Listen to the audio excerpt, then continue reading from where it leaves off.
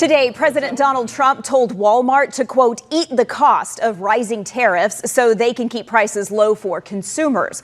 A retail giant is closing stores. Walmart plans to shut down 269 stores. Walmart has announced that it would have to do that. 10,000 American workers will be affected.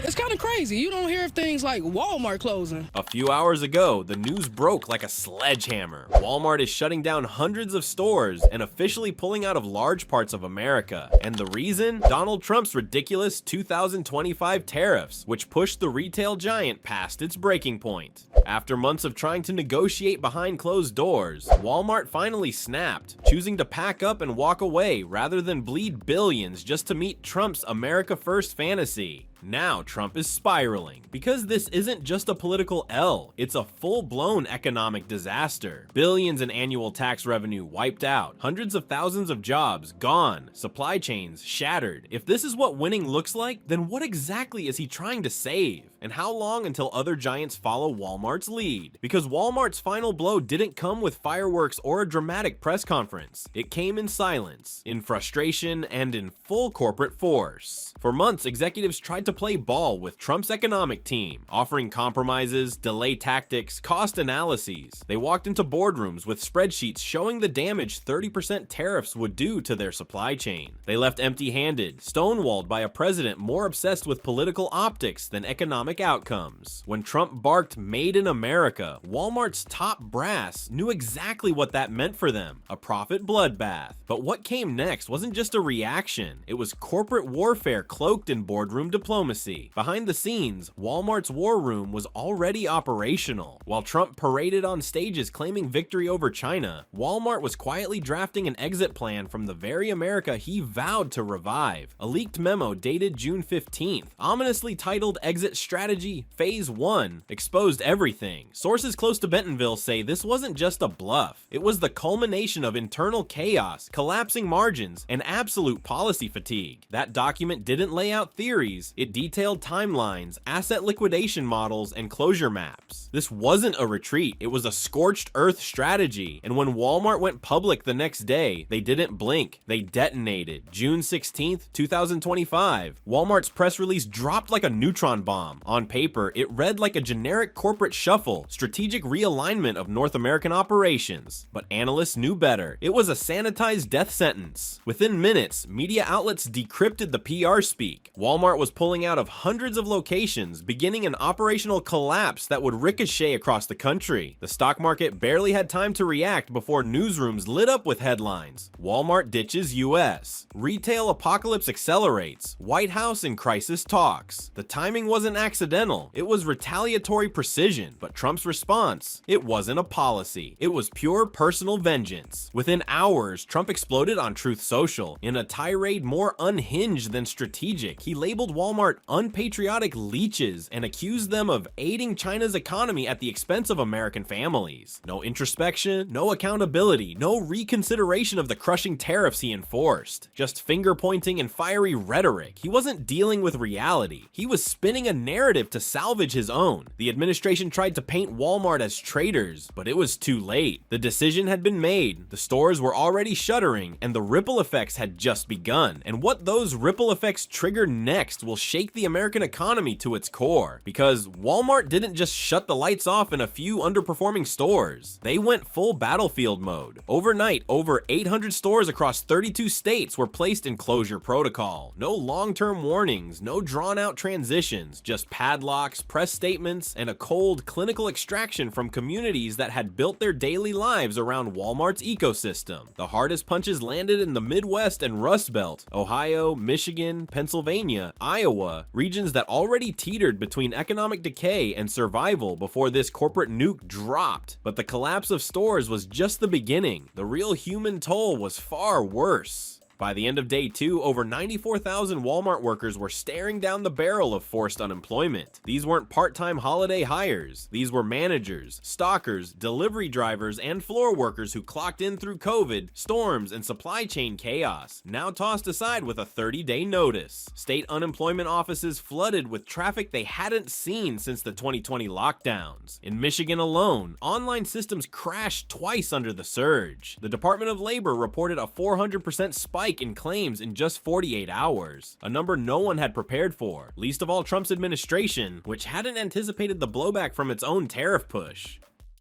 And if that wasn't a red flag, what happened next in Walmart's own backyard was a blaring siren. In Arkansas, Walmart's birthplace and headquarters, the fallout was apocalyptic. A staggering 38% of the state's retail infrastructure is intertwined with Walmart's operations. When those operations started stuttering, the shockwave ripped through local economies like a hurricane. Governor Sarah Huckabee Sanders, one of Trump's most loyal allies, had to declare a state of commercial emergency. Local mayors scrambled to arrange food banks. Independent grocers, who once thrived in Walmart's shadow, couldn't restock fast enough to meet demand. It wasn't just a company leaving, it was the economic lungs of entire towns collapsing. And while Arkansas crumbled, Texas bled. Lubbock, Texas, once a quiet Walmart stronghold, was blindsided when 7 stores shut down in a single night. Over 11,000 families instantly lost access to affordable groceries, prescriptions, school supplies, and essentials they had no alternate source for. Food stamp usage skyrocketed. Gas station lines stretched for blocks as panicked residents tried to stock up at any open store still functioning. Hospitals even reported a spike in ER visits from elderly residents collapsing while standing in line for basic medication. The retail ecosystem didn't just falter, it fell off a cliff. And what's coming next is an American nightmare that no one saw coming fast enough. With hundreds of stores gone and logistics networks dismantled, low-income neighborhoods across the country are now projected to enter full retail desert status by Q4 2025. That's not a theory, it's a measurable economic classification. No fresh food, no basic medical supplies, no low-cost diapers, pet food, or hygiene products. Walmart's exit has created black holes in consumer access, where even Amazon can't deliver fast enough and local chains can't fill the vacuum. These neighborhoods aren't just losing retail, they're losing lifelines. And in the absence of lifelines, desperation is starting to take over. Trump's 2025 tariff revival was pitched as a bold stance against China, but what it actually triggered was a silent financial detonation inside the American retail sector. According to Bloomberg, these tariffs inflated retailer costs by over 22%, putting companies like Walmart in a stranglehold. This wasn't a gradual burn, it was an immediate suffocation. Shelves were stocked with goods that suddenly cost more to move, price tags jumped without warning, and profit margins vanished into thin air. The administration claimed it was a win for American manufacturing, but in reality, it became a death sentence for global-scale retailers trying to operate on US soil. But Walmart didn't just fold. They warned, they pleaded, and then they dropped a corporate ultimatum. Walmart, moving over $60 billion worth of goods annually from Chinese suppliers, sounded the alarm early. They warned Trump's Economic Council that absorbing these tariffs would tank their cost structure and leave them no choice but to hike prices. Their concern wasn't speculative. It was backed by quarterly data, supplier forecasts, and pricing simulations. Trump's response? Cold, dismissive, and detached. Then raise them, he reportedly said. Just don't burden the American taxpayer. That statement alone showed how little he understood the actual mechanics of retail pricing. Because once prices go up in a Walmart, every American gets burdened whether they know it or not. But the corporate boardrooms in Bentonville weren't taking orders. They were drawing red lines. Walmart CEO Doug McMillon, a man known for calculated restraint, finally cracked the silence during a March 2025 meeting. His response wasn't dramatic, it was surgical. We either burden the customer or we leave. That wasn't a metaphor, that was a board-approved reality check. There was no third option. With operational costs surging and Trump refusing to negotiate, Walmart was boxed in. They could either spark nationwide inflation inside their own aisles or burn the bridge and walk away. And once that choice was made, the American public paid the price. Literally. The fallout was immediate and brutal. Word of Walmart's internal decision leaked just days before store closures began. Families rushed to bulk buy everything from diapers to dish soap, creating the kind of panic buying scenes not seen since the pandemic. Shelves emptied, restocking cycles broke down, and prices exploded across thousands of products. A family that once spent $220 on monthly groceries now needed over $300, and that was before factoring in gas hikes, school supplies, and basic medicines. This wasn't inflation, this was economic shock therapy, and now the chaos unleashed in every checkout aisle is only the tip of the iceberg. Walmart's exit didn't just close stores, it launched an employment massacre on a scale no one could ignore.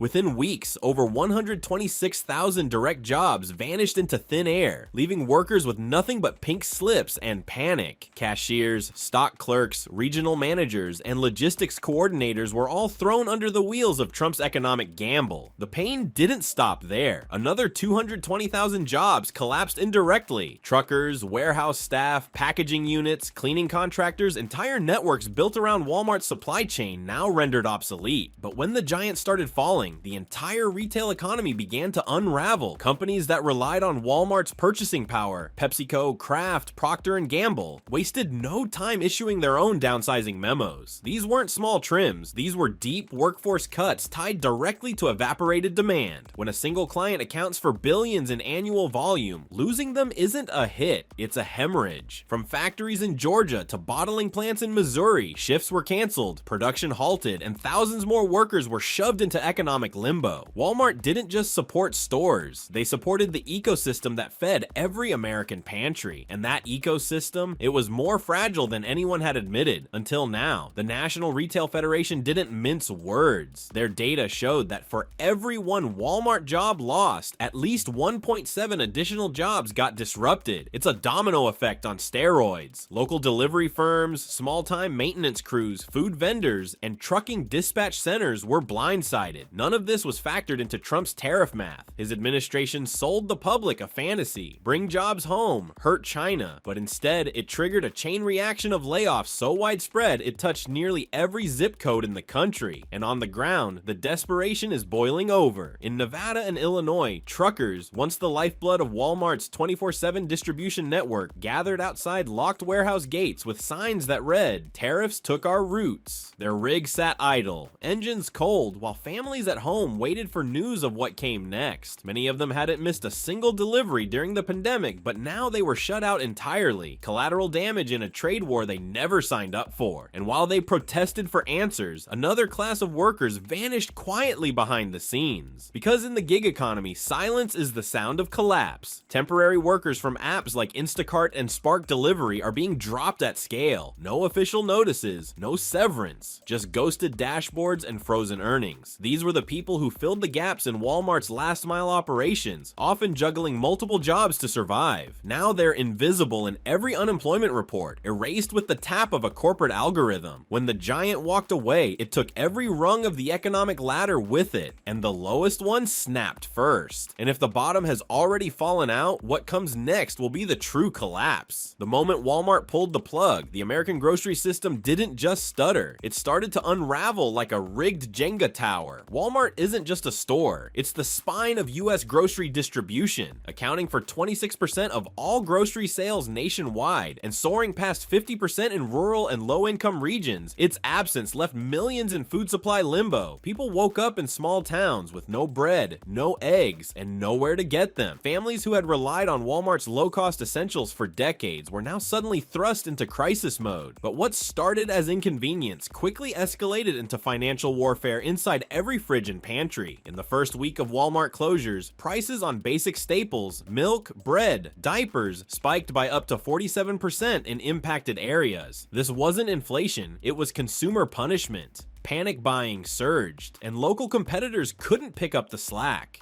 Kroger stores were cleared out within hours. Aldi parking lots turned into battlegrounds. Dollar General, never designed to handle Walmart-level volume, buckled under the demand, with emergency restocking trucks triggering 2 to 3 hour queues in the baking sun. It wasn't a shopping experience anymore. It was triage. And while middle-class shoppers complained about rising prices, America's most vulnerable were completely abandoned. SNAP recipients, who depended on Walmart's seamless integration with food stamp systems, were suddenly left with no no access points. Many of the remaining chains either didn't accept EBT or had limited infrastructure for government benefits. In towns with no other major retailers, that meant single mothers, elderly pensioners, and disabled individuals now had to travel over 30 miles just to use their food assistance. These aren't edge cases. This is what retail desert looks like when the biggest lifeline disappears, and it's hitting the poorest first and hardest. And while everyday Americans scrambled for food, a new kind of predator moved in. With desperation setting in, the black market for essentials exploded across Facebook Marketplace and Craigslist. Parents were paying $45 for a can of baby formula. Toilet paper, Tylenol, and cereal were being resold out of car trunks for triple retail. These weren't enterprising hustlers. They were people trying to survive, feeding into a rapidly evolving economy of price gouging and panic trading. The government remained paralyzed. Enforcement was non-existent. And in the absence of structure, chaos became currency. And while Americans begged for help, Trump grabbed his phone and chose a target. On June 17th, Trump stepped in front of a podium and let the world know exactly who he blamed: Walmart. In a fiery, rambling press conference, he called the company economic traitors and accused them of colluding with globalists to sabotage American sovereignty. He didn't address the 220,000 plus job losses. He didn't acknowledge the food shortages or price hikes. Instead, he pivoted to conspiracy, vowing to build an entirely new wave of retail chains by patriots for patriots, backed by $1 billion in startup grants. The room didn't erupt in applause. It froze in disbelief, but that disbelief turned into absurdity once the real Trump brand solution leaked. Within 24 hours, Truth Social was ablaze with MAGA warriors celebrating the supposed downfall of Walmart, completely ignoring the fact that the company had already exited. The boycott Walmart trended on a company no longer operating. Former advisor Peter Navarro doubled down, claiming the exit was proof of deep state sabotage from Bentonville, blaming invisible forces rather than failed policy. And then came the final punchline. At a closed-door fundraiser in Palm Beach, Trump allegedly said, "Let them leave. We'll make something even bigger. Call it Trump Mart." And behind that delusion is a collapsing nation, hungry, jobless, and betrayed.